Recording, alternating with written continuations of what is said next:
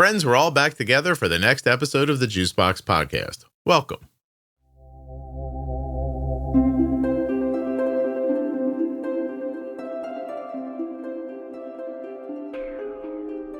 My name is Raylen. I am the mother of a kiddo with type 1.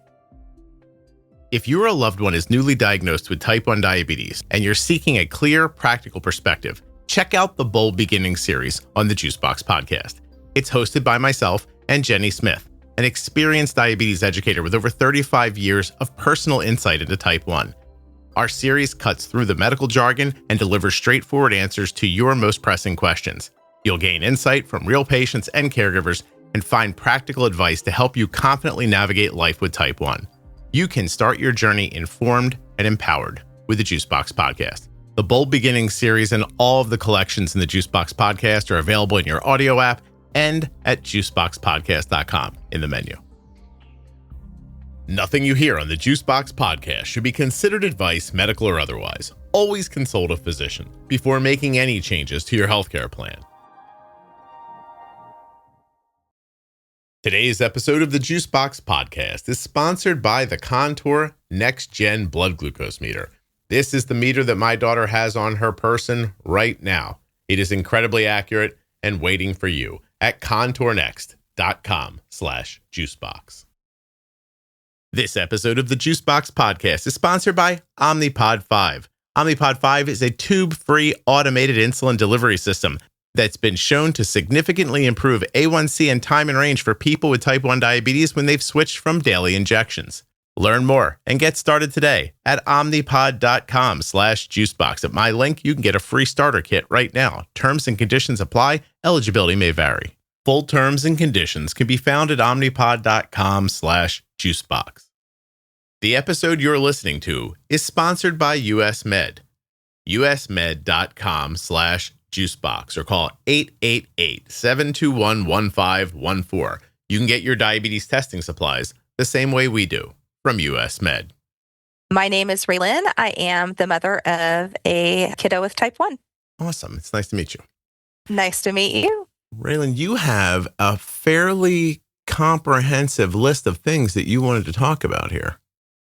We might have to start our own podcast. Oh my gosh. And talk weekly to get through this. But I know, apparently, I'd thought about this for a while. So when you asked for people, I started to be like, no.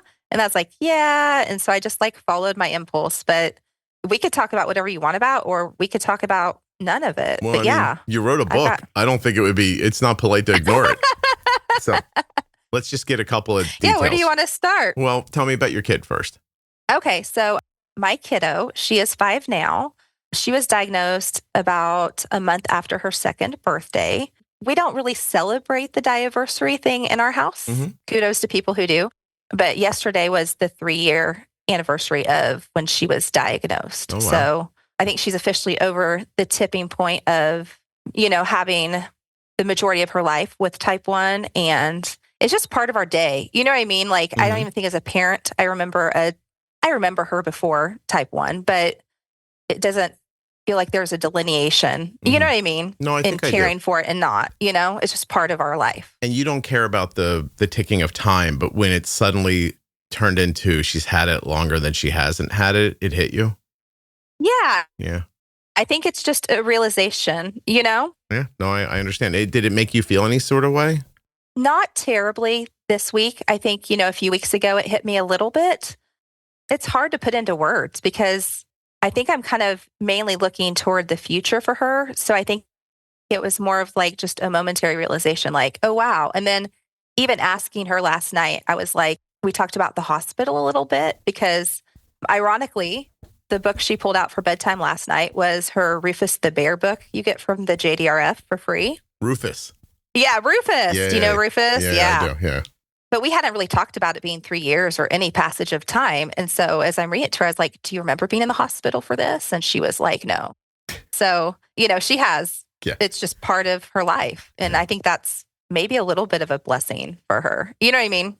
Listen, I've thought about this, how they say 6 ways from Sunday. Right. You can find positives in any story. Amen. And for this one, your positives are things like maybe they don't remember stuff like that. maybe it just feels normal. And like, so, it doesn't happen. I could also tell you my kid was diagnosed when she was 2 and, she's 20 now and she's like struggling with like a needle phobia. And that's insane to me because we might have stabbed her 10,000 times in the first couple of years of her life. And in a time where you would think like, I don't know, like maybe you'd get used to it or maybe you just forget about it but no, it's something for her doesn't work. Actually, last night, I don't know if this will even come to fruition or not. Like I looked into hypnosis last night. Oh, yeah. Maybe we can get her hypnotized and get her to not be as anxious about this and maybe to be nicer too. Can I throw that in at the end? Can I be like, hey, while you're talking to her? Can you be more respectful and tell me how awesome I am as a parent? Yeah. Like get rid of the needle phobia. And then on Thursdays around 2 p.m., have her just like instinctually come up to me and go, I love you, Dad. You're doing a great job. You could also make the point of like, oh, I was diagnosed when I was 15. At least I got to grow up and I had a childhood without diabetes. Then someone else is going to say, oh my God, but at 15, I just got my period 2 years before that. And I was going into high school and that was horrible. And then like everybody can see the pros and cons of every age. I don't think there's a good age to be diagnosed with diabetes. No, there's never an ideal time. But yeah, I think I don't know. I think that's a pretty cool thing for us too. Like, just as humans, like, to just sit and try to figure out what the good is in it. And I think that's helpful for us too, because you could go down a rabbit hole and you could like not come up for air for 5 years, but it's up to you. You're writing your own narrative, whether you know it or not. So, right. I heard somebody saying the other day about like platitudes that people say. Mm-hmm. You think of them as platitudes when someone says it. And then once you've lived through it, you go, that is very true. Right. Maybe it's not just a thing people say. Maybe it's so simple because it's so pure and true, Right. So, anyway. Right. Yeah, absolutely. I think even like when my daughter was diagnosed, like this may have been a little bit of shock, but I just remember being like incredibly grateful that she was diagnosed like now, because I knew that like 100 years ago, like we didn't have insulin. Why I knew that, I don't know why. But I just remember like, it was scary and, terrifying and all of the things that happen when you get diagnosed and you don't know what to do. Yeah. But at the same time, just being like, thank you, God, that there's insulin. Like, thank you for this happening like right now and not, 100 years ago. Like, thank you that she's where she's at. Yeah. And it helped. Yeah. I completely agree. And then to kind of like stretch out our thought a little farther, you go 20 years in the future and tell somebody, oh, my kid was diagnosed in 2022 with type 1 diabetes. They go, oh, you poor thing. Like the technology is so much better now, blah, blah. And by the way, somebody diagnosed in 1930, somebody said, oh, man, you're lucky. 10 years ago, you'd have been dead, but we got this insulin now. And like, I think my point here is no matter how people try to couch it in the moment, the world keeps getting better. Yeah. Things progress, and nobody looks up and says, I wish I was alive 150 years ago. Like just not if you know about what life was like 150 years ago. But someone's going to say that 150 years from now. Yeah. Yeah. And they'll be right. Just like you're right now for saying you didn't want to be in the Old West and ride a horse while your chlamydia was fired up to get to San Francisco. I played Oregon Trail. I don't want to do that. Like, did you play Oregon Trail? I know about it, Raylen, but like, how are you coming off older than me? And I don't think you are. I'm 45. Yeah, you're not older than me. You just sounded like you were 60 for a second. You're like, I played a game on the machine. I think in my soul, I might be 60. I'm also clutching warm tea and wearing a hoodie. So I think it might be my soul. All right. Well, that's okay. Let's ride it out. All right. Yeah. Your daughter's diagnosed. She's had it now for 3 years. How are things going? Today's episode is brought to you by Omnipod. We talk a lot about ways to lower your A1C on this podcast. Did you know that the Omnipod 5 was shown to lower A1C? That's right.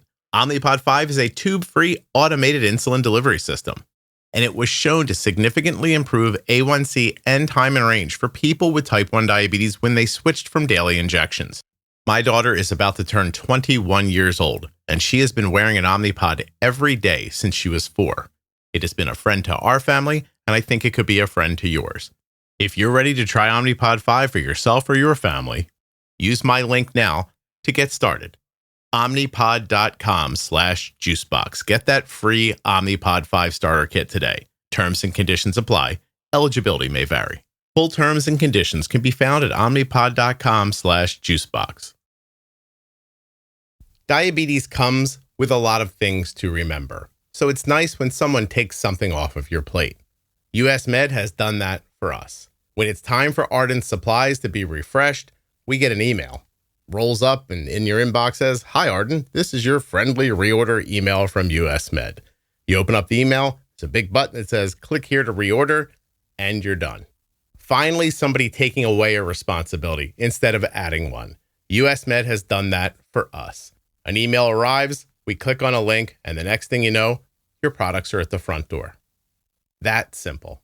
usmed.com/juicebox or call 888-721-1514. I never have to wonder if Ardent has enough supplies. I click on one link, I open up a box, I put the stuff in the drawer, and we're done. US Med carries everything from insulin pumps and diabetes testing supplies to the latest CGMs like the Libre 3 and the Dexcom G7. They accept Medicare nationwide, over 800 private insurers, and all you have to do to get started is call 888-721-1514 or go to my link, usmed.com/juicebox. Using that number or my link helps to support the production of the Juicebox podcast. I think they're going pretty well. I feel like there's always things that I'm trying to do better. Like we're pretty good at pre-bolusing. We're wearing the Omnipod 5 and Dexcom G7. I think there's always things I want to do better. I think we get into a lot of hiccups just because she's 5 and I try not to harass her too much before she's going to eat about how much of that are you going to eat? A lot of times I'll go in gangbusters and pre-bolus for fruit snacks. And then she decides she doesn't want to eat them all. Yeah. And so I think for me, just trying to walk that line with her, but I feel like we're in a rhythm. Like her A1C was a little bit higher 3 months ago. It was in the 7s. Okay. We'd had a lot of Dexcom failure or pump failures that we just weren't addressing immediately. Like, when your pump fails and you kind of watch it slowly creep up and you're kind of in that questioning of like, well, did I mess up a bolus? Like, is this just a higher blood sugar or is the pump failing? Like, I think some of those things we waited too long on in that 3-month period. This 3 months, we were just trying to be a little more vigilant and on top of that. So now she's back down in the 6s. She's 6.7. Yeah. What you said was when she has enough insulin, her A1C is lower. Amen. Yeah, right. yeah. Amen. Right. And when you're monitoring it like you're supposed to, right? Yeah. I just think go ahead. I was going to tell you that's a tough part of when they get older, because that's a thing that, it's not just kids, but like, I've lately been using Erica as an example, who I record a lot of episodes with. And, I was telling her one day about how, like, I wish Arden would just change her pump at certain times and she'll ride it till the last drop. And yeah, I can see Erica while I'm talking to her. And I could see her face like crinkling it up. And I'm like, "Oh God, is that what you do?" She goes, "Yeah." And I was like, "Oh." I'm like, okay, so that's a human thing, not a kid thing. It is. Yeah, right. Yeah. It is. And I think just trying to balance that and then also just learning from it and just doing better and just knowing that it's like a big picture thing, So 3 months, like we did something that probably wasn't the best idea. This next 3 months, like let's try to do better. And we just take it like a little bit at a time. Because of course you always have other things going on too, right? Like I think sometimes too with type 1, like it kind of can become our whole world. But like I have 3 kids and I have parents who I'm an only child and one is in assisted living and one is in long-term care. So your parents there's always, like so many resources, a balancing of needs, like a balancing of being able to live a life and just. Well, yeah. Wait, Raylen, you're looking for a place where you can take your foot off the gas a little bit. Yeah. And you tried one spot and you went, okay, apparently that wasn't the spot.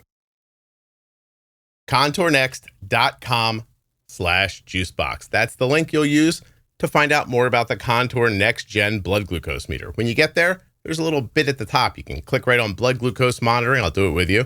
Go to meters, click on any of the meters. I'll click on the NextGen, and you're going to get more information. It's easy to use and highly accurate. SmartLight provides a simple understanding of your blood glucose levels. And of course, with second chance sampling technology, you can save money with fewer wasted test strips. As if all of that wasn't enough, the Contour NextGen also has a compatible app for an easy way to share and see your blood glucose results. contournext.com/juicebox. And if you scroll down at that link, you're going to see things like a buy now button. You could register your meter after you purchase it. Or what is this? Download a coupon. Oh, receive a free Contour NextGen blood glucose meter. Do tell. contournext.com/juicebox. Head over there now. Get the same accurate and reliable meter that we use. Yeah, that wasn't the one to do. But you'll find places to make time for yourself and energy and things like that. Listen, the truth is you can't ignore diabetes a ton. Like it's just doesn't go well that way. And you will find yourself making adjustments throughout your life, and you're going to be pissed about some of them. Like you're going to give something away and you're going to be like, God, like that is a thing I really enjoy doing on Saturday mornings, but I don't do that anymore. And that's because this is our reality now. But amen. Yeah. It just, in the end, everybody to me just feels like day 3 of the zombie apocalypse. While they're still running around with like their Game Boy in their bag. You know what I mean? That's an old reference too. Sorry. Like you're not going to need that anymore. Electricity's gone and we're running from zombies. So why don't you put that down? Right. I want to point out by the end of that TV show, those people were living a pretty nice life in the zombie apocalypse. I haven't dived into the zombie apocalypse too much because I feel like I've got enough to worry about. And I'm pretty sure if zombies come, like, I'm going to be one of the first eaten because I'm not fast. So. My God, if you watched a zombie show, would you worry that zombies were actually going to come? I totally would. And I would start thinking about what insulin I need to have on hand. And maybe I should start going to CrossFit so I can run faster. Listen, just die with pride, for God's sakes. I know. I feel like that's really what I need to just plan for because, Okay. I didn't make it very well through gym class. So, the zombies, and I'm not armed. So I can see you running through the woods being like, I should have tried to climb that rope for real. I really didn't put my effort into it. Yeah, there would be no. Yeah. I remember fat me walking up that rope thinking, is this a joke? Gym class? Please. I never made it to the top. We had to climb up different levels and the top was like Superman. I never made it. So yeah, the zombies come like, I'm going to be the person they throw in front so that everyone else can run. Raylen, do you think if we found a young person right now and told them that in a gymnasium, like with a high ceiling, there used to be a rope that was maybe 4 inches around, like a, putting my hands in front of me. You should see me putting my hands in front of me right now. Totally I'm like, what am I doing? Right. A pretty thick rope that would hang literally from the ceiling. I don't think I'm joking to say maybe 80 feet off the ground. No exaggeration. With a 3-inch wrestling mat underneath of it, they'd tell you to get on that rope and climb it as high as you could. And some kids would go to the roof. Yeah. They weren't tethered to anything. There was no airbag under them. They just let children climb to the roof on a rope. What a crazy world we lived in. What was the best game in gym class? Taking a ball and throwing it as hard as you could at other people's heads. Honestly. That was good for you. I was on the receiving end and trying not to cry. I understand. By the way, there's one place where I excelled. I was like, I can throw this ball very fast at your head. I was like, just get me out of gym class. Yeah. And please give me a book in a dark corner. I'm just looking for those kids that got to the top of the rope. I'm like, I think I can give one of them a concussion.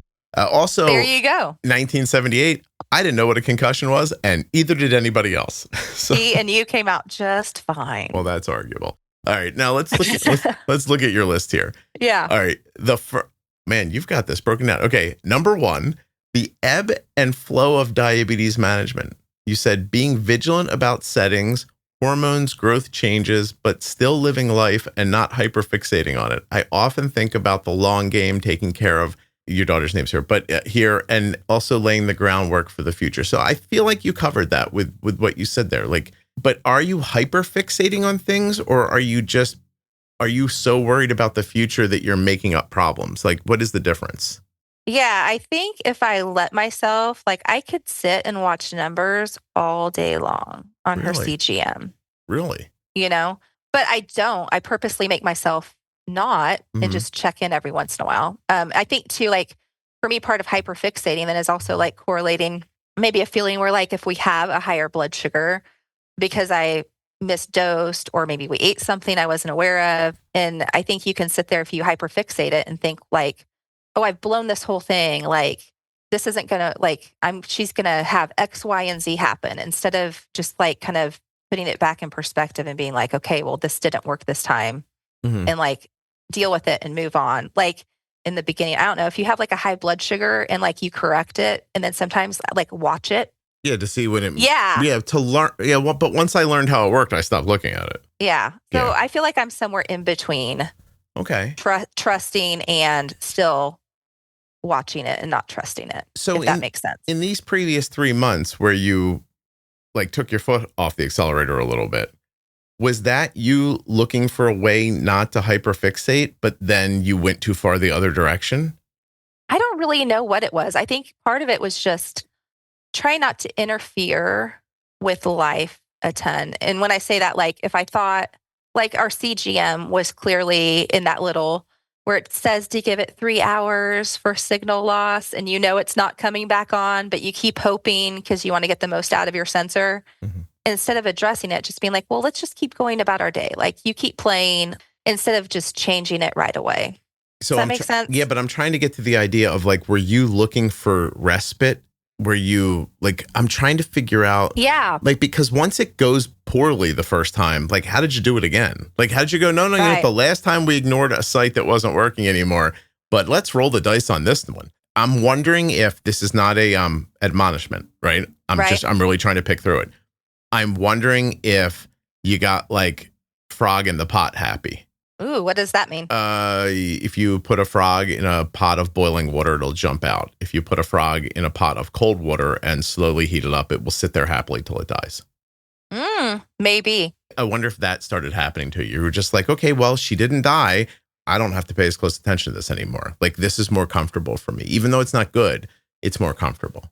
I think sometimes it's more of just a hesitation, like, is this the right thing to do? Right. Is it the right thing to do? Is it really failing? Okay. Thinking about like the supplies we have and like making sure I'm not like running out too soon. And then also site changes are a lot better as she's gotten older than they were, but also like she still doesn't like them.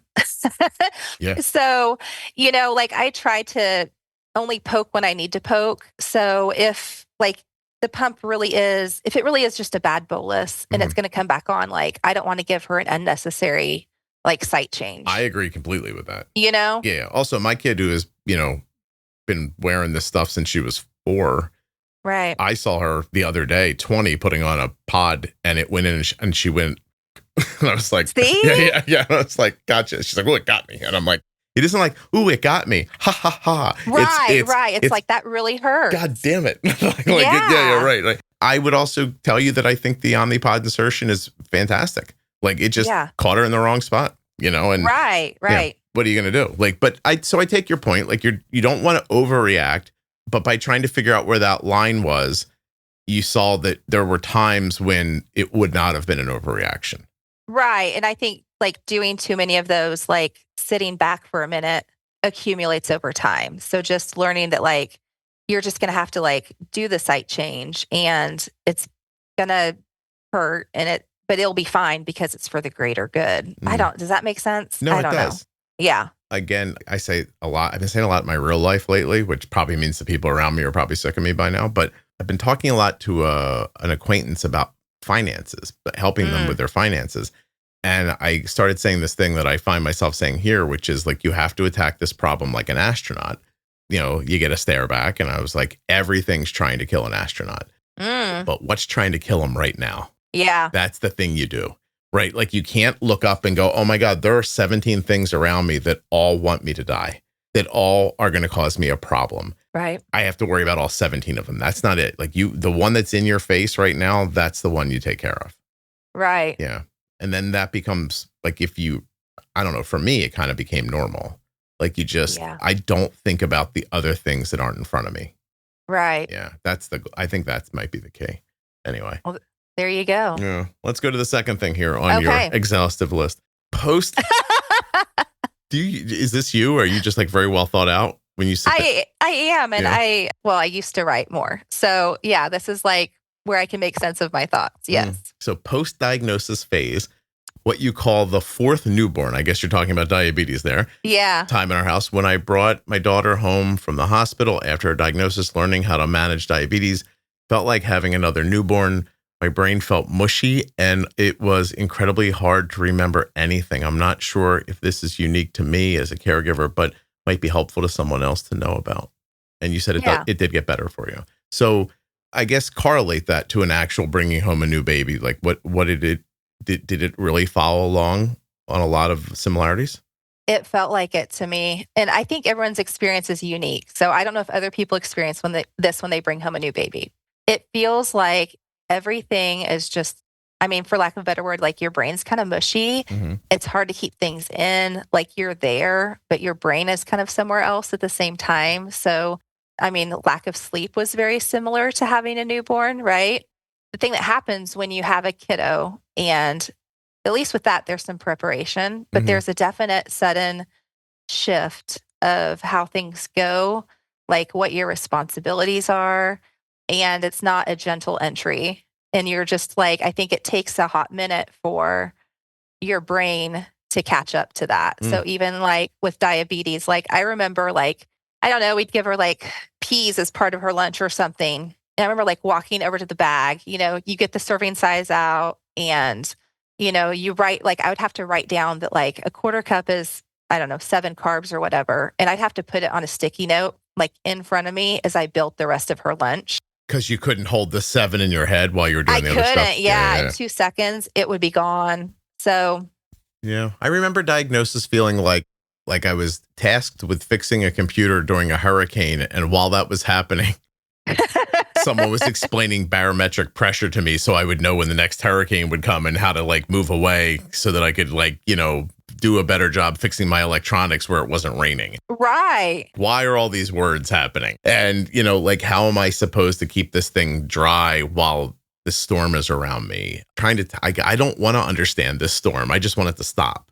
Like that kind of stuff. Yeah. It sucks. It does get better, but yeah. Sure. Well, because your understanding builds, right? Yeah. And things start working out better. You start feeling less stressed sometimes. And then, if you're lucky, it just gets better and better as time goes. I think that does work out that way for a great many people. I'm sure there are other people too who are knocked over by it and never get up again. I'm not saying otherwise, but you have an opportunity if you can get up every morning and just keep going and trying your hardest to learn from situations. Like you don't write down on a sticky note what carbs are in anything anymore, right? No. Yeah, I can hold information in my brain again. Good for you. I see the correlation completely between you spent 9 months making that baby, then you pushed it out. You're freaking exhausted. Your body's trying to recover from a major, from a thing that, by the way, used to kill women all the time, not that long ago. Right. Let's acknowledge that for a minute. Thank you. Yeah, no, of course. You guys were a coin flip. Oh, I know. You could even see when you watch those old TV shows and in the Old West, somebody gets pregnant. They're like, oh, we're going to have a baby. And then everyone's face does the same thing the next moment. Hopefully she'll live through this. Right. But if not, there's a lady down the street I can get to watch these kids. There's a new wife down the street in case this one doesn't make it. Guy down the street got gored by a bull. If mine goes, I'm going to scoop his up and it'll all be set. And if that's not how you think things used to work, they did. Right? Yeah, it sucks. You're asked to do a lot in the face of a lot. Yeah. I think it does get better. You just have to, I don't know, give yourself grace, speaking of cliches, and just kind of being patient with yourself and not panicking in the middle of it, Yeah. Listen, I want to tell you that because of this podcast, I said that to somebody the other day, but I had to preface it with, I know I'm not religious, but listen to me. on this one. I said, religious people got a lot right. Here's one of them. And I was like, this thing about offering grace to people, which is not really a religious thought, but you generally hear people who, I assume go to church say it. So right. I don't know. I'm not there. I don't see them. I'm sleeping on Sunday the way I think God intended, but that's fine. Why not make church at 4? You know what I mean? They do have some churches at 4. Oh my God. Are you serious? They have some churches on Saturday nights if you want to go. I believe Catholic and some, Saturday night. Yeah, I'm telling you. What is that in place of AA, you think? Why would anybody go to church on Saturday night? I don't know, but the world is your oyster if you want to explore, Scott. All right. Well, I don't, but I appreciate this. But I do think there's a ton of intelligence and value and compassion. And just sometimes you just have to just do that. Just give yourself some grace, give it to somebody else, Yeah. I think it just means just calm down and leave everybody alone for 5 seconds because this shit is hard. Okay. Amen. Amen. Okay. And I think just knowing that even for other people, like if I see someone walking around, like, of course, now I notice, like if I see a kiddo with a Dexcom on or a pump and just, I don't know, there's kind of like, for me at least, a silent acknowledgement of that person walking by, you know? Yeah. We should get a Jeep wave for diabetes going. Ooh, like instead of the rubber duckies on people's dashboards. Wait, what is that? Could we There's do rubber instead? duckies on people's dashboards? I don't know about this. I have a friend who owns a Jeep. Apparently it's this thing. You're supposed to take a ducky, leave a ducky. I don't know. Oh. Well, I thought that was for swingers. What am I thinking of? Maybe I'm wrong. No. I think that's the upside down pineapple. Oh, is that? Oh, look at how quickly you knew that, Raylen. Interesting. I know. Yeah. I'm a wealth of information. Well, or, whatever. Raylen says the community. One of the upsides of this disease has been the community. I meet people with type 1 almost everywhere I go. They always, were they always there? Wait, were they always there? You said, oh, sorry. Oh my gosh. Probably, but I also feel like, are you what looking dork at? wrote this? What dork wrote this? Are you looking at this list, or am I just doing? I am. I'm Oh. looking at the list just in Oh. case I got too nervous. Yes. What a dork. I'm like, am I doing such a great job of dragging this story out of her that I'm getting it out of her in order? She's got to be reading this. I also feel like being a bit drawn together. I know it sounds kind of kooky. I've had 2 separate instances in the past year where I've been at the pool and there's another kiddo. One was 8, other was 4, wearing a Dexcom and Omnipod. Okay, yeah. So do you find any online community, or are you having a lot of luck finding people in real life? I feel like more in the wild. Wow. Like it was really interesting. So as soon as my daughter was diagnosed, our next visit at the pediatrician, one of the nurses passed me a note from one of the other PAs. Her daughter had actually just been diagnosed in 2 months prior. So she wanted me to have her phone number just in case. And then someone I went to high school with found me. And now we'll be at like the pool, which I live in a decent sized city. Mm-hmm. And yeah, literally there's another kid. There are maybe like 12 people in the pool. And I look and there's another kiddo walking into the pool with an Omnipod on. Yeah. Like the same age. And we were at the pool later in the summer, like a different pool. And I see an 8-year-old, we'll be climbing at the rock climbing thing. And I see another kiddo, like even at my daughter's preschool, I had another mom come up to me because she saw my daughter's pod and her 6-year-old has type 1. So I just notice it. And I think it's been cool to see people. It kind of helps, because sometimes you can feel with any sort of like chronic illness pretty isolated, and just seeing people. Yeah. It feels better to just have some sameness, like just to look up and see yourself somewhere, right? Yeah. And I think too, to just know that like, you're not alone. Like it can feel like it, like the online thing is great, but seeing people in everyday life, like I had one of my other kiddos was recently diagnosed on the autism spectrum and like ADHD and some other issues. And it's the funny part about it is my first question was like, where's the community? Because like, I feel like with diabetes, like I know to go to the Juicebox podcast.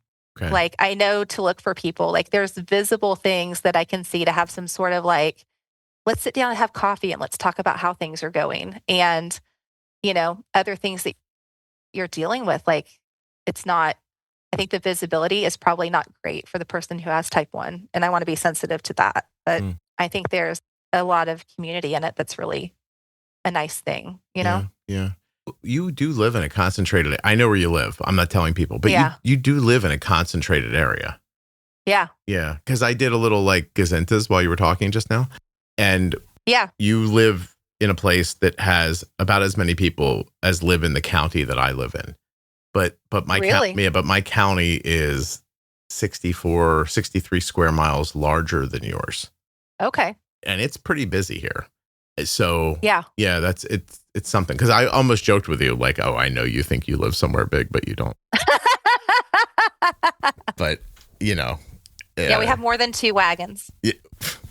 Yeah, with those big wheels, right? That get pulled with mules and stuff like that. That's how you get around. Right. No, I hear it. Right. We've got the latest ones. They're thinking about doing something a little different, but yeah, you can sometimes take the cover off. Sometimes you can leave it on. It's pretty cool. Convertible.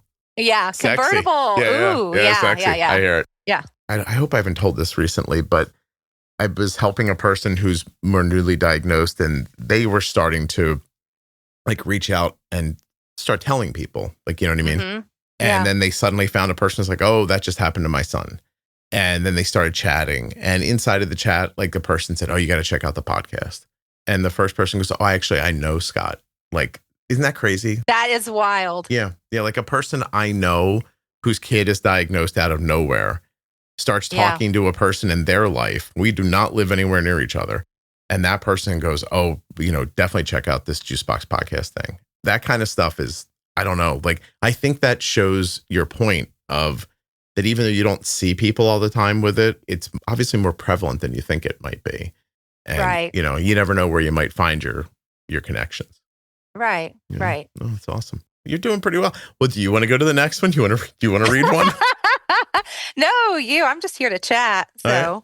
I feel like such a dork for sending this email now, though. What a dork. I mean, it's not, I'm still scrolling. I don't think it's going to stop. Yeah, like it just goes on and on and on. I'm just kidding. No, I appreciate this. Like, listen, if that's how your brain works, then it's awesome. Like it's, I don't know. If you asked me to prep for one of these, as a matter of fact, I had to recently, I'm giving 4 talks on me and about 100 listeners are going on a cruise together this summer. Yes, right? yes. And I'm giving 4 separate like talks. And the person, it's coordinating the cruise. Like and this is weird to feel like this, but like I'm kind of the talent. Do you know what I mean? And so like I'm Sonny and Cher. Someone else is booking the stage. Oh, are you wearing the outfit too? Are you going to dress like Sonny and Cher? Hers like or his? 70s? Which one were you? I don't know. You've got 4 talks. There's the opportunity's endless. I can go rhinestones at some point. That would be awesome. So like, the person says, well, we need topics for these 4 things. And in my mind, I'm like, yeah, we'll talk about diabetes. And, and living with it and people ask questions and we'll go back and forth. She goes, I think it's going to want to be a little more, I don't know, specific. Like they might want to know what the talk's about. And I was like, okay. So I sat down and listen, you guys listen to the podcast. If you just blurted out 5 like random words, I think I could string them together and talk about them for like 15 minutes. Right. And I know how I feel about most things diabetes and stuff. I don't have technical expertise on. I would open up to the group and we could have a chat. I don't think I'd have any trouble having that conversation. But when you said to me, what are we going to speak about? I was like, I don't know. Like, right. I really I paused for days after I was asked for that information. And as crazy as it sounds, like I had to take old content of the podcast and look at it and say like, well, I think this would be valuable for people here. And we should talk about this, but that should get coupled with this. I couldn't just what you did. I find it that's awesome. Like you just sat down and wrote your thoughts out. If I sat down and said, I want to talk about diabetes, I would write, I want to talk about diabetes. Then I would stop writing. Well, can I ask you a question? Please. Okay. So, but you wrote a book, right? Mm-hmm. So how did that process work for you? I'm just curious. I guarantee you not the way other people write books. Really? So did you sit down and just let it flow? Yeah. Wow. So here's what happened. I wrote a sidebar in a diabetes book for a person that I knew back then. I don't know them anymore, sadly. Okay. And they asked me to write 1,000 words on, I forget what it was on, advocating for yourself at school, maybe. Okay. And so I did. I wrote, basically I wrote an essay. I sent it to their publisher, which is what I was asked to do. And I never thought about it again. I know that sounds strange, but I never thought about it again. She asked me to do a thing. I did it for her, and that was the end of it. Right. And 6 months later, I get an email back from this publisher and they're like, how do you want to be attributed in the book? And I was like, I don't care. I literally responded back, goes, it doesn't matter to me. Just put my name there. And they're like, you don't want to put your blog there or anything? I'm like, I don't care. I just didn't, I really didn't care. So I think that got the person on the phone and was like, listen, we're not just going to write this out and write Scott underneath of it. And I was like, okay. So tell me how you want this tribute. Then I realized, oh my God, I was being difficult. And I was trying to be easy. I was trying to it doesn't matter to me.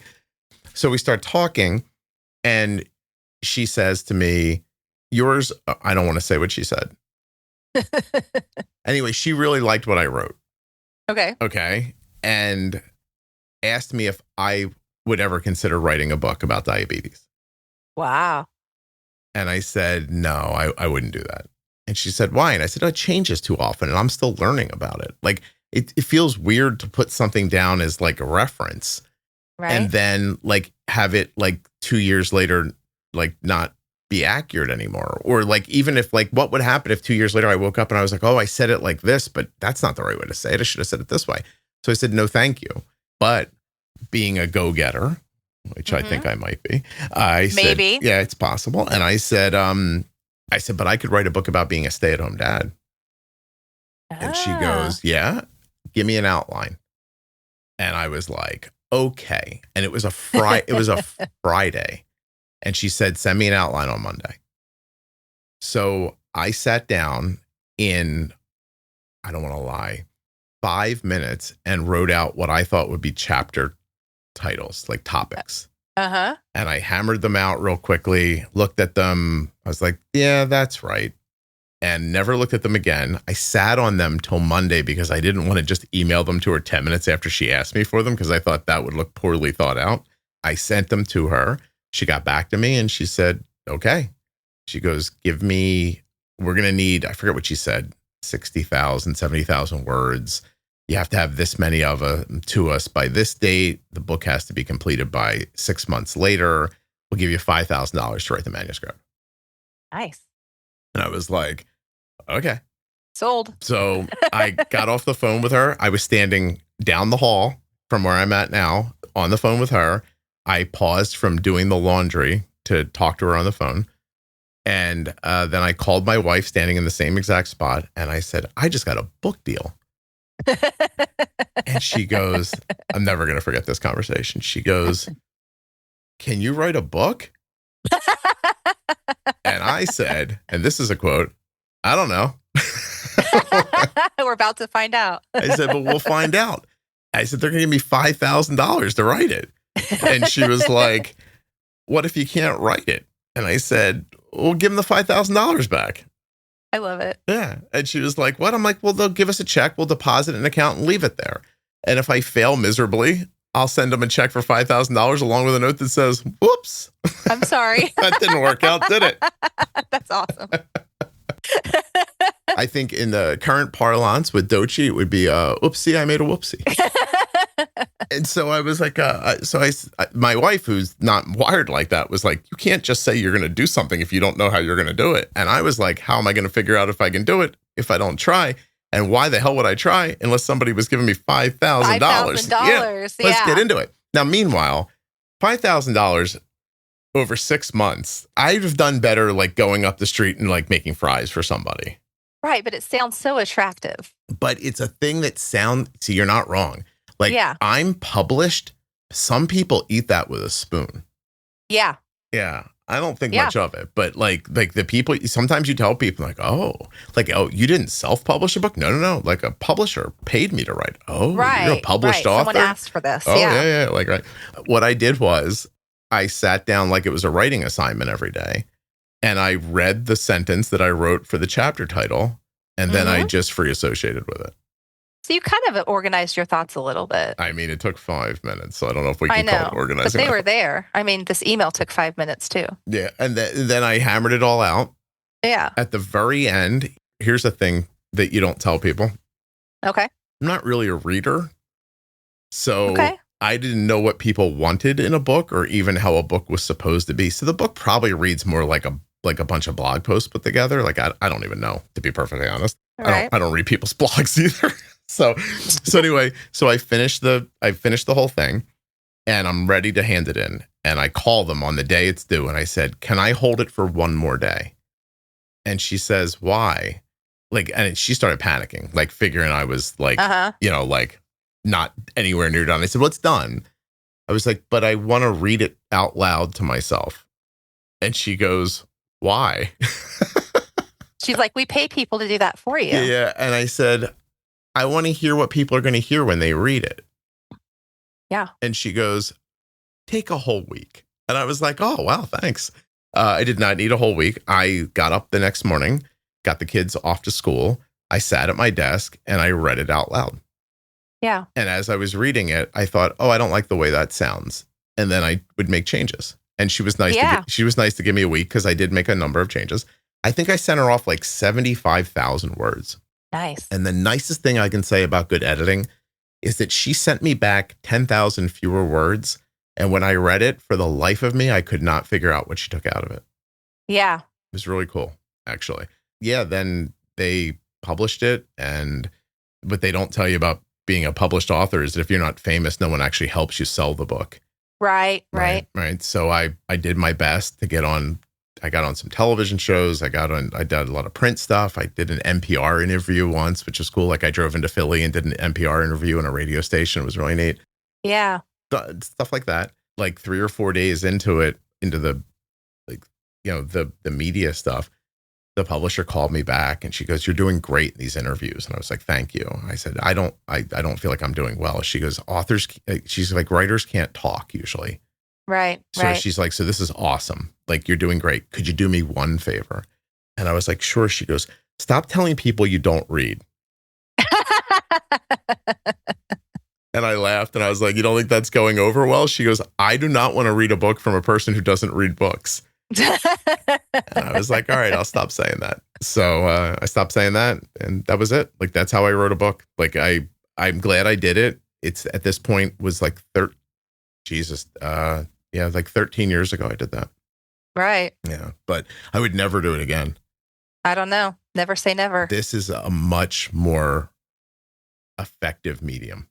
Yeah. It really is. So yeah, I could have wrote a book about diabetes, and guess what? It wouldn't have been nearly as good as Think Like a Pancreas or Pumping Insulin or something like that, who are written by people who have a mind for, writing, rewriting, researching, like that kind of, like, I just don't have a head for that. Like, this is what I think you have to mine out of it what is valuable for you. Yeah. Yeah, that's all. I think that's what's cool about the podcast is like you find yourself picking up like little things here and there. So you may not be ready to like sit down and like fully, I mean, there's times when you come to it and you're ready to digest a lot of information, but for me, there's just times where I just kind of have it in the background and like I'll pick up something, Yeah. And I feel like that's just little bites are good. So I interviewed a 24-year-old girl yesterday who was maybe the most mature, thoughtful person I'd ever met in my life. And I've interviewed a dozen people like that, or more, where you just sit down and for their age, you just think like, how did they gather up all of this perspective and thoughtfulness, so quickly? She told me that she started listening to the podcast and it made her angry that it was about pumping. And she was MDI. Right. And she said that one day, actually, she wasn't from America. So I was going to say she was walking around Walmart, but it wasn't Walmart. She said a store like Walmart. And then she said the name of a store. I don't know. And she said she was listening in the background, just listening to the podcast. And it suddenly just hit her that she could apply what I was saying to MDI. Yeah. She said out of nowhere. It just like after listening for a while and it mostly making her mad. Right. Not enjoying it, but still listening. And I thought like, wow, that's crazy. Like I got not weepy, like, you know what I mean? Like, right. Yeah. Not like snowflakey, but it's okay if you cried. It's okay to cry. So Raylen, if you listen to the podcast, what you've learned is that I think when one tear comes out of my eye, I've welled up, but I've now been told by my daughter and by my wife that that's crying. And then I tried to go to a professional. I went to Erica one time and I pled my case and she goes, "Scott, that's crying." And I was like, oh. I feel like I just get welled up. But she's like, "Yeah, that's crying." And I'm like, I don't like the way you're putting it. But I don't, by the way, I'll cry. I was having a difficult conversation with Arden 2 weeks ago, and in the middle of it, I was like, "Oh, hell." And I started to cry. I don't mind crying. I don't know if you've ever seen Life as a House. It's not a very good movie, but it's about cancer. The lights came up, and my wife's like, "Are you all right?" Oh, God. My shirt. That does not sound uplifting. My shirt was wet. I was like, "Everything's fine." It's all fine. Yeah. But so I don't mind crying. I just have I don't know what to call it. I have a stance on crying, and I don't think like me welling up is crying. Nevertheless, she tells me that she's walking around this store. She has this revelation, and now she's doing wonderfully. And what you don't know that you'll hear in that episode is that her father died at 50, probably complications from his type 1. Oh, wow. And that his father had type 1 and just somehow lived to 96. Oh, wow. And so like not really taking care of things like the way you think of it now, but it just whatever worked out for him. Right. Then his son sees, oh, my dad doesn't really put a ton into this and look at how old he is. But then boom, he's gone at 50. And now this girl is a couple years into her diabetes. And which path is she going to take? Is she going to take the like, I'll roll the dice and see what happens. And maybe I'll live to 96 or maybe I'll die when I'm 50, but I don't know how to help myself. And then, and this sounds grandiose and I don't mean for it to, but then like she finds my podcast. Yeah. And then fights against it and then gives in and is now doing awesome. Did me deciding to make a podcast 11 years ago, 5 years before this 24-year-old girl even had type 1 diabetes, like, did I save her with that? Right. You know what I mean? Like, could we all be doing something like that that might be valuable in the world? That just the thought that maybe she'll be better off because of something I thought to do made me well up. Right. I think it should because, like, I don't know, I kind of try to go about my life, like, not consciously, but I do think, like, all of that stuff that's connected, like, you can either look at the connections and just say that's completely random and, like, disregard it, or you can, like, kind of lean into that and really think about and just, like, be comforted by it, be, like, uplifted by it, or even just it kind of makes the things that you're dealing with in the day-to-day business of your life and the decisions you're making, like, you know, you don't know who you talk to, how that's going to impact them, or the decision you make to start a podcast. Like, I feel like it all is connected and it's all being laid out in a groundwork. And I don't know, that gives me hope. How insane is it that a person with absolutely no religious holdings is probably living a life much more religious than most people? You know, you and I could talk for hours over coffee about that.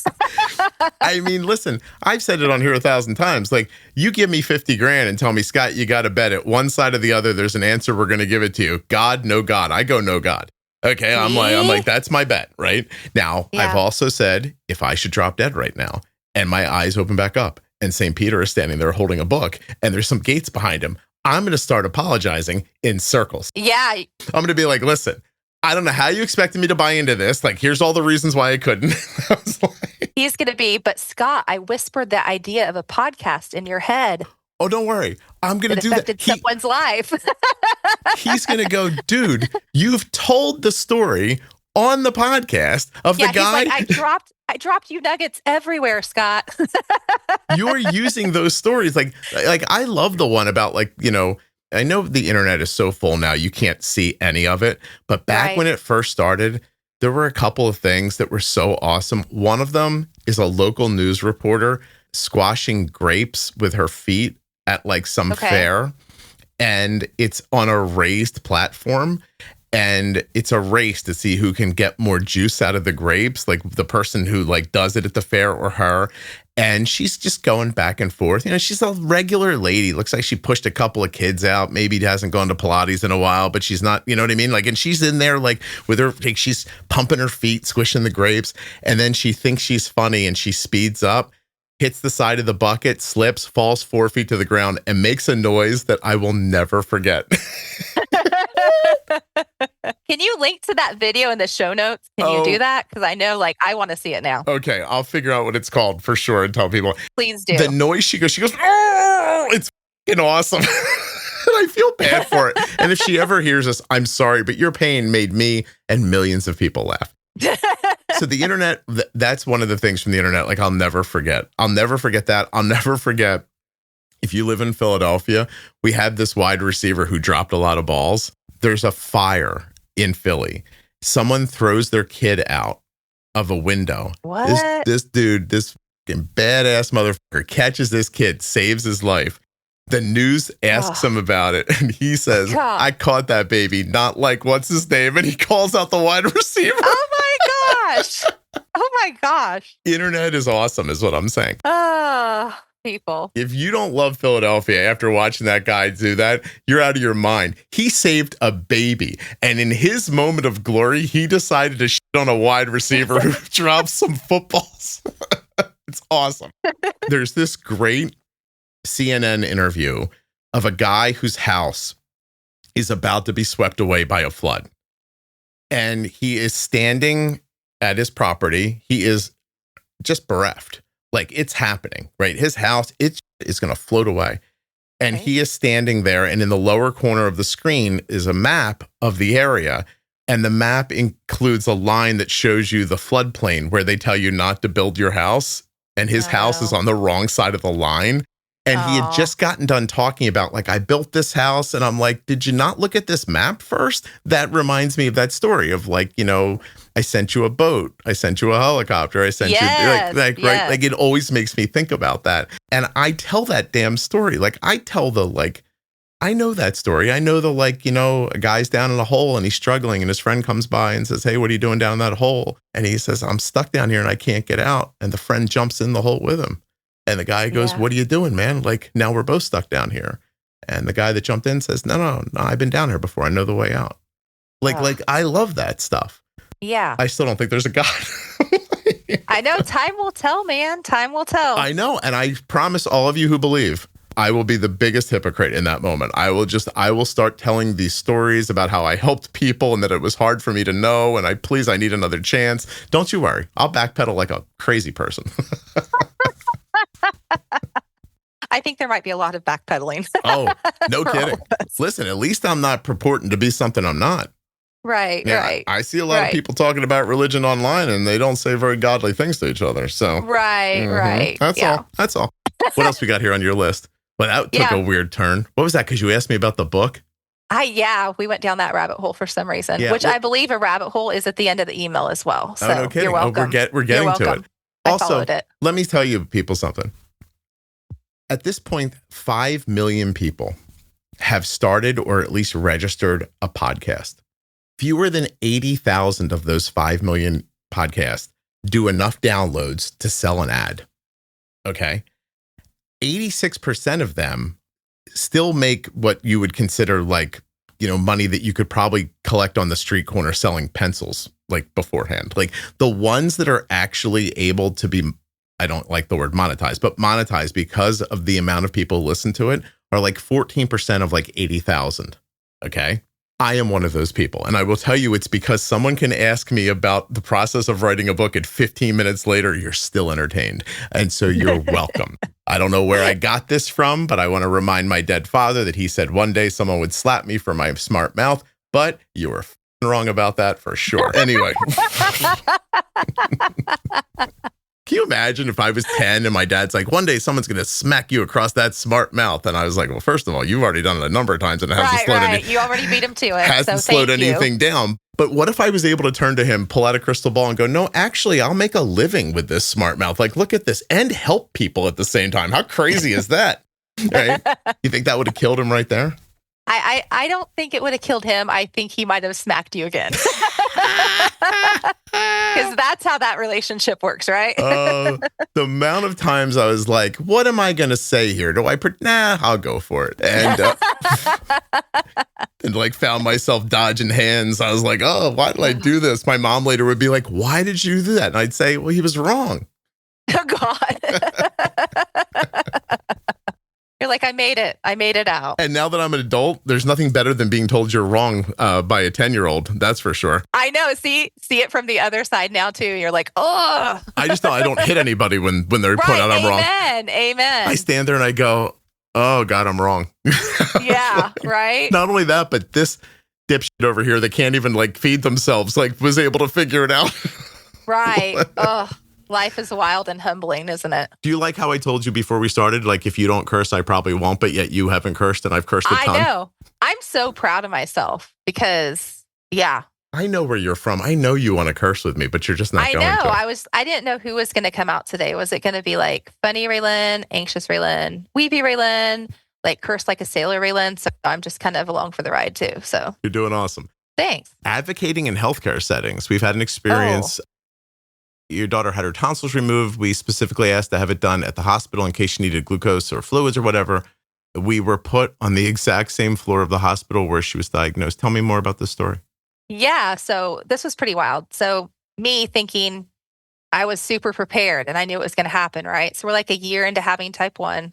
She needs her tonsils out. I'm like, can we do it in the hospital so that she can be monitored? Because I know at that point, she was my second kiddo to have the surgery. So I was like, I know she's not going to want to eat. I know it's going to be difficult. And I would rather be at a hospital immediately after surgery to make sure we're cool before I go home and have to figure this out. Yeah. And it was like night and day, because when she was diagnosed, we had the diabetes educator come in. We had multiple people coming in and showing us how to use insulin. And I overall had like a really good hospital experience of them educating us, which I know is not the norm. Mm-hmm. They even had this is the children's floor. Like they had this playroom with all of these toys and all these things going on. And so I come in a year later expecting to walk in with a pump and a CGM and have to advocate a little bit, but also kind of expected like a base level of understanding. And there was like none. It was like, it felt like a completely different hospital.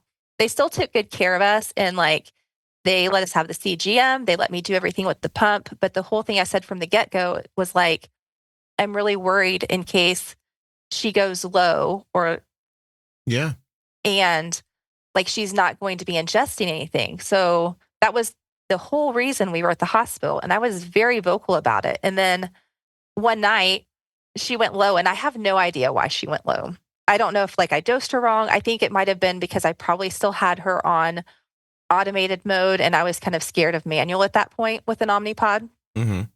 She's like going low. I buzz the nurse. I'm like, hey, I'm trying to give her like everything. I have ice cream. I have juice. I'm trying to get her to eat anything because she's starting to trend low. I'm like, I'm going to need some help. And she's like, okay. And she just kind of walks off. And I'm expecting her to come back. We have the IV hooked up with fluids, and hook in whatever she needs to. And then she's in the 40s and buzz. I'm like, you need to get what's going on? Oh, and they were just so non-understanding of the urgency. And I think looking back, there are things I could have done on my own. My brain was so fixated on, I'm here, we have an IV, this is the path to take. I could have put a little something in her mouth, and just handled it myself. But it was just interesting in the span of a year, the experience of they didn't really even know what type 1 was. or how it worked, or the urgency of a blood sugar is 40. In my mind, you should be running out there and calling someone and coming back in with a bag, So first of all, was she okay? Can you look back? Yeah, she was okay. I don't remember slowly enough that by the time they finally did come in with something, it was okay. Or I don't remember if I finally got her to eat something. Mm-hmm. I don't remember that part of it, but I do remember sitting there and just, anytime there's a severe low blood sugar, in my mind, there are certain times where it's coming back up. And there are some times where you're kind of it's coming up slower than you'd like it. And so I kind of always mentally take stock of where's my glucagon at? So that if I have to run, I know. So I actually had it in a hand and was ready. But what shocked you more? Did you feel like they didn't understand, or did you feel like they understood, but you were shocked by the kind of slowness of their response? Looking back on it now, what was the part that got to you? Yeah, the lack of understanding, because I think, you have expectations that you don't realize you have. And I had an expectation since we had been diagnosed at that hospital and stayed there for 3 days, and they basically knew everything and helped you. Yeah. Right. I had an understanding that at least a base knowledge of this is a low blood sugar and this is an emergency situation if she can't eat.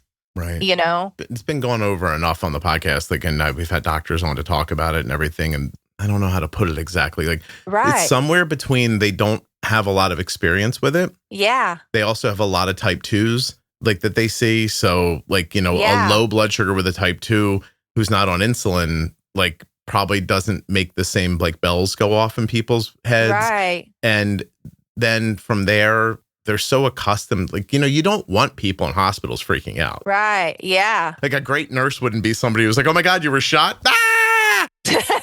Right. Which is why I'm not a nurse. I would be that person. Yeah. I want someone working the steps. You know what I mean? Right.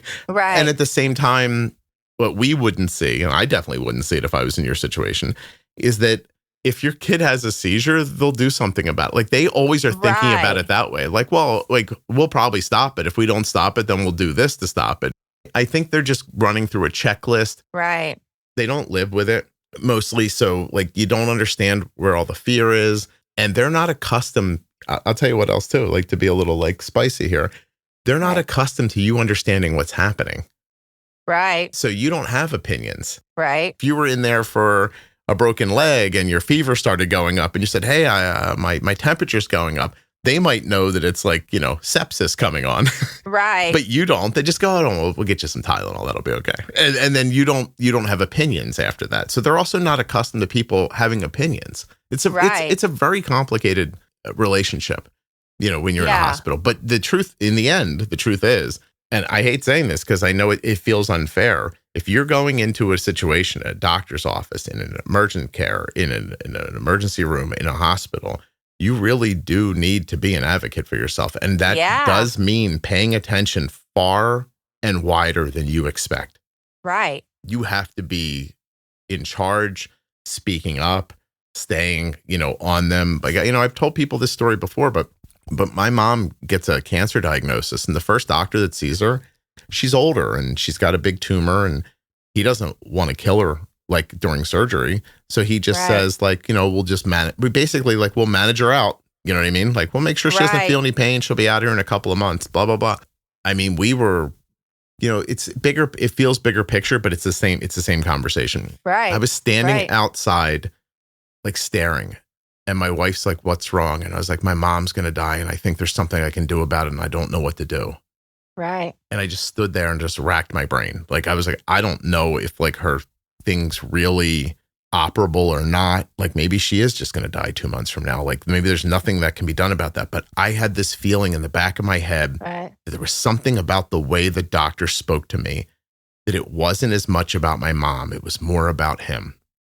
Yeah. And then I learned through a friend that the hospital the doctor works at scores his outcomes, and he needs his outcomes. So if my mom dies during surgery, it hurts him. But if she just dies, it's okay. He doesn't touch him. And so I'm standing there in my backyard, staring. And it just occurs to me that my neighbor's kid became a doctor. And so I once helped him set up a television, and I texted him. And I was like, hey, this is what's going on with my mom.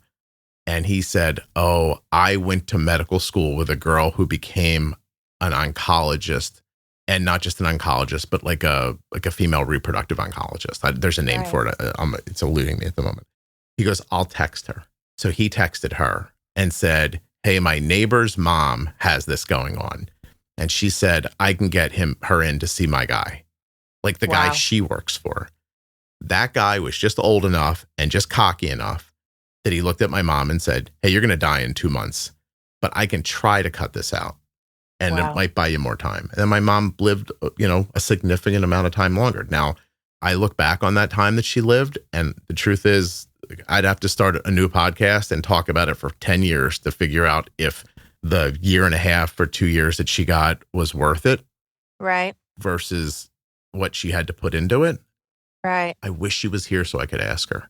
Right. You know, but my point is that none of this happens without having the courage to push back against somebody who I saw as being in a in a role of I don't know, a doctor. How am I going to push back? Guy's like an oncologist. He's a surgeon. He must know more than me. Right. But I heard something in his voice, and I was like, I think this isn't really what he's telling me. Then I had to have the nerve to do that. Then I had to go find people to help, and I didn't know who to ask. Right. My pathway to my mom's surgery is ridiculous. Yeah. But my neighbor's kid became a bone doctor. What is that called? I can't think right now either. I don't know. Bone doctor sounds really good. Callie Torres on Grey's Anatomy is this, and for those of you listening. And then and he happens to have gone through med school with a girl who happens to be working for a guy who, you know what I mean? But I pushed and pushed and pushed because that feeling inside of me of there's something we should be doing, and everything around me is telling me, no, shut up. But that can't be right. And I think you should apply that to your diabetes. Yeah, I think it's important to listen to that feeling. Yeah, no, for sure. In all areas of life, but yeah. Oh, yeah. I mean, listen, we're talking about it like this because it's a diabetes podcast, but you and I could get together and make a podcast about general health, or about your kids' education, or about getting a pothole filled in your town, or anything else. And the advice is the same. My mom's story about the cancer, it applies to all that stuff. Right. Anyway. Right. That's wild. I think your list is done, no? Oh my gosh. What a list. What a list. You did well. Well, thank you. I was awesome today, too. I just want to point that out in case anybody else forgets to say it. Like, you know how my kid won't tell me I'm doing a good job. Like, this is up to me. Like, I have to leave my own reviews for the podcast within the podcast. Do you need to hear this, Scott? You did awesome today. Oh, Raylen, you didn't have to say that. That's lovely. Thank you. You're like, you didn't have to. I'm blushing. Stop it. I'm getting warm. Don't well up over it. Don't well up. Listen, not for nothing, but for those of you listening, again, this is a pretty popular podcast. A lot of people listen to it. I somehow weaved in so many different ideas that usually piss people off, but here you are at the end. You're not even mad at me. Even those of you who enjoy God are like, no, I like the guy. It's okay. That's my gift right there. That's your gift. That's what you've been given. My wife used to say, you could tell somebody their dog's dead and that you did it, and they'd thank you when it was over. Man. I was like, thank you. This is such a compliment. You're like, I think that's a compliment, and I'm going to take it and run with it. I take it as a grand compliment. I think you should. Again, my favorite reviews are the ones who hate me but listen to the podcast. There's something there, something for everyone. It makes me so happy. I giggle inside. Although those of you who are hate listening, you make me the happiest. Like, I swear to I take so much like giggly joy inside thinking of a person who wakes up every day and goes, oh, this fucking guy's such an idiot. I got to listen and see all the things he's saying wrong. Like, I love that you don't know that every time you push play, I sell that. But you just told them, don't let the secret out. It doesn't matter. It won't stop them. Okay. Yeah. They can't help it. It's awesome. Okay. By the way, you have a mental illness. You should speak to a therapist. If you found me in my personal life and asked me what I do for a living, I would tell you I have found a way to help people by doing something I like, and I make a living at it. And in my wildest dreams, I never thought I would put those three things together. And that any of you could do that, you would be thrilled. I am truly, truly lucky. Like sincerely, right? Right. Yeah. But if you just take away the help people part and the enjoy it part and focus on the part where it pays bills for a second, it's hilarious that I pay my bills off of somebody who literally doesn't like me at all, hates me, thinks the things I'm saying are ridiculous, that those people pushing play on their player pays my electric bill. It's insanely funny. I'm tickled by it in a way that is hard to put into words. Like, imagine, you know which one of your neighbors hates you, right, Raylen? Just think for a second. Oh, please, they all love me. Okay, well, the one that really... I'm just joking. That person is sending you $20 a month. Isn't that great? That would be amazing. Oh, you're awesome. By the way, I made up the $20 thing. I don't know how. I honestly don't know what I make per capita. I don't know, but I'm waiting for my check now. And I'm going to start being a lot meaner to people if it pays. Yeah, no kidding. Also, I'm not being mean. Yeah. I'm just being myself. I actually think I'm pretty nice, but I'm from the Northeast, so a lot of people probably don't see it that way. But I'm just saying, I'm from a group of people who, do you want to find the thing? Hold on a second. So wait, so first of all, I'm going to get you the name of the grape smashing. Please do. Rob right now is like, stop recording, you idiot. I have to edit this. Sorry, Rob. No, that's your...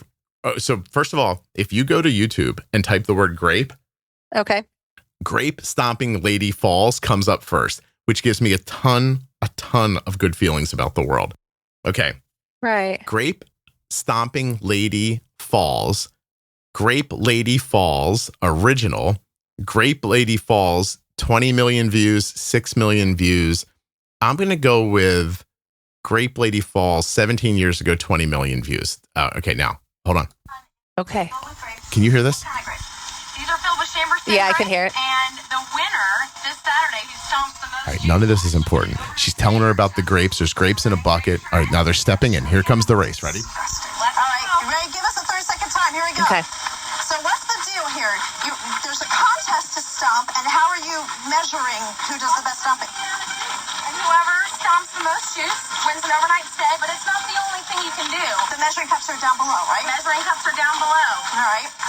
And if you win, you get to stay at Chateau Elan. And what else do you have going on here? Well, if grape stomping's not your thing, you can come and spend the day listening to live music, eating international foods, having wine tours and tasting Okay. She's explaining the giveaway, right? And she's about to speed up to try to win. Here it goes.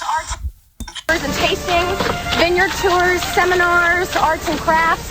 It's a lot of fun, a whole day. Stop. I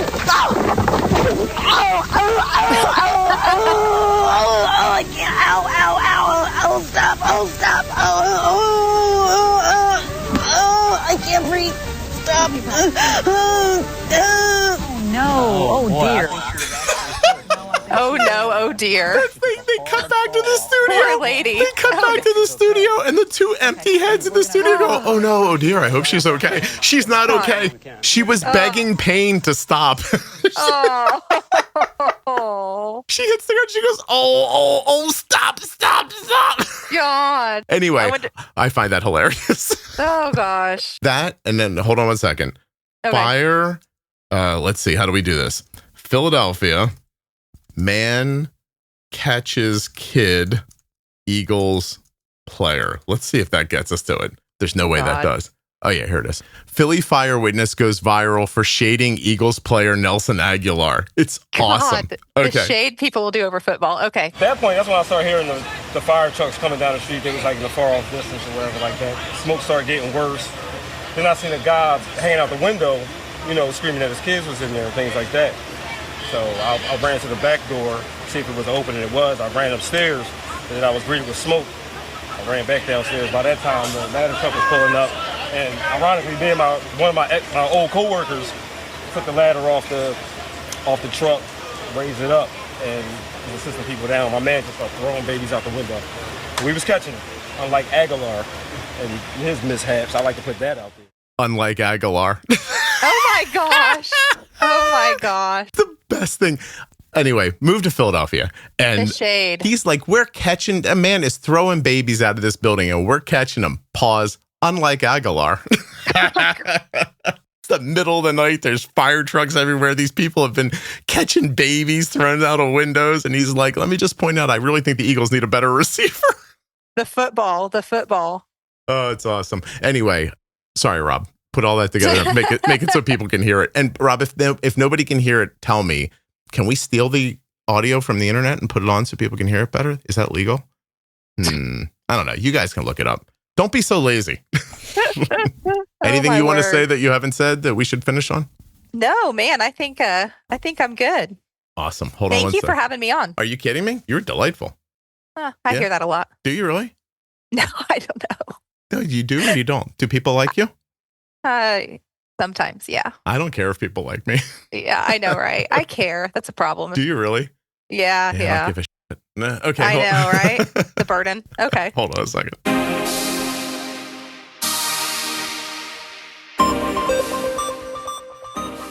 A huge thanks to US Med for sponsoring this episode of the Juicebox Podcast. Don't forget, usmed.com/juicebox. This is where we get our diabetes supplies from. You can as well. Use the link or call 888-721-1514. Use the link or call the number, get your free benefits check so that you can start getting your diabetes supplies the way we do from US Med. I'd like to thank the blood glucose meter that my daughter carries, the Contour NextGen blood glucose meter. Learn more and get started today at contournext.com/juicebox. And don't forget, you may be paying more through your insurance right now for the meter you have than you would pay for the Contour NextGen in cash. There are links in the show notes of the audio app you're listening in right now, and links at juiceboxpodcast.com to Contour and all of the sponsors. This episode of the Juicebox Podcast is sponsored by Omnipod 5. Omnipod 5 is a tube-free automated insulin delivery system that's been shown to significantly improve A1C and time in range for people with type 1 diabetes when they've switched from daily injections. Learn more and get started today at omnipod.com/juicebox. At my link, you can get a free starter kit right now. Terms and conditions apply. Eligibility may vary. Full terms and conditions can be found at omnipod.com/juicebox. I can't thank you enough for listening. Please make sure you're subscribed or following in your audio app. I'll be back tomorrow with another episode of the Juicebox Podcast. The episode you just heard was professionally edited by Wrong Way Recording. WrongWayRecording.com.